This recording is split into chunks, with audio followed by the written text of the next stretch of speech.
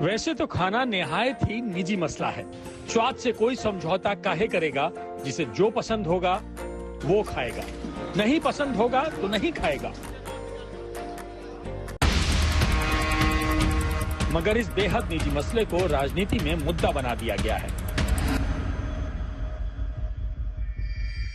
पहले दक्षिणी दिल्ली नगर निगम ने अपने क्षेत्र में मांस की दुकानों पर बैन लगाया और अब बीजेपी सांसद मांग कर रहे हैं कि दिल्ली का एक इलाका ही नहीं, पूरे देश में नवरात्रि पर मांस बैन कर दिया जाना चाहिए।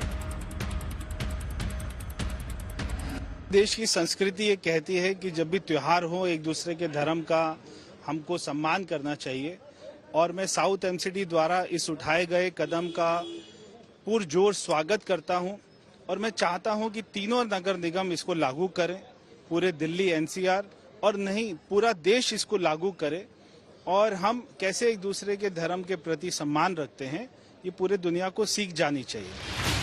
परवेश वर्मा को पसंद नहीं कि नवरात्रि पर लजीज बिरयानी बिके या बने, मगर रमेश बिधूड़ी कहते हैं कि हर हिंदू त्योहार पर कबाब, निहारी बिहारी की दुकानें बंद करा देना चाहिए।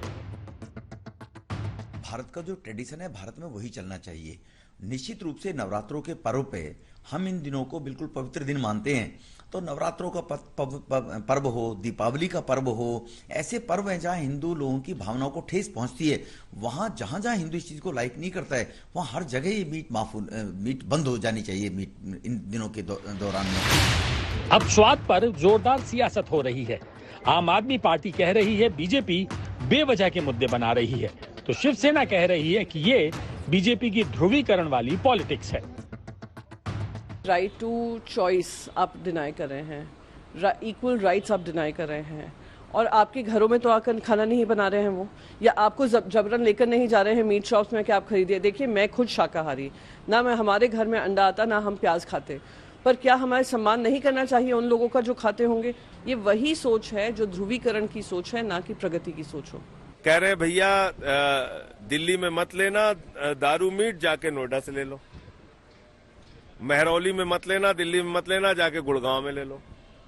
पहले खट्टर साहब से तो बात कर लो, आदित्यनाथ जी से भी बात कर लो। ये क्या है कि एनसीआर में बिकेगा दारू मीट और एमसीडी में राजनीति करनी है, ड्रामा करना है।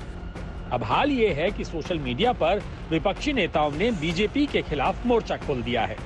टीएमसी सांसद महुआ मोइत्रा ने ट्वीट किया, मैं दक्षिणी दिल्ली में रहती हूँ, संविधान मुझे मेरे मन के हिसाब से मीट खाने की इजाजत देता है और दुकानदारों को ये आजादी कि वो अपना कारोबार चला सके। AIMIM के अध्यक्ष असदुद्दीन ओवैसी ने भी ट्वीट किया,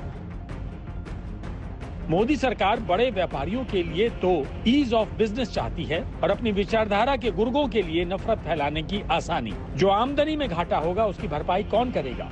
मीट अशुद्ध नहीं है, वो प्याज और लहसुन की तरह है। सिर्फ 99% ही नहीं बल्कि 100% लोगों को ये आजादी है कि अगर वो नहीं चाहें तो मीट न खरीदें। अब आपको सुनाते हैं दिल्ली वालों की राय।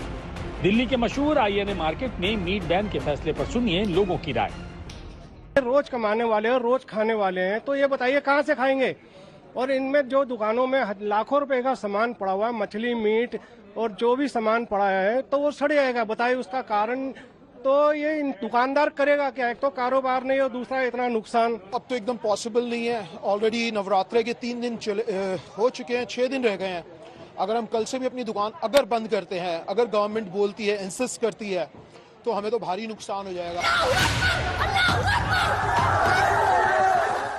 कर्नाटक से निकले हिजाब और हलाल के विवाद के बाद अब दिल्ली में नवरात्र के दौरान मीट बैन की बिसात पर हिंदू मुस्लिम राजनीति के दावों की शुरुआत हो चुकी है।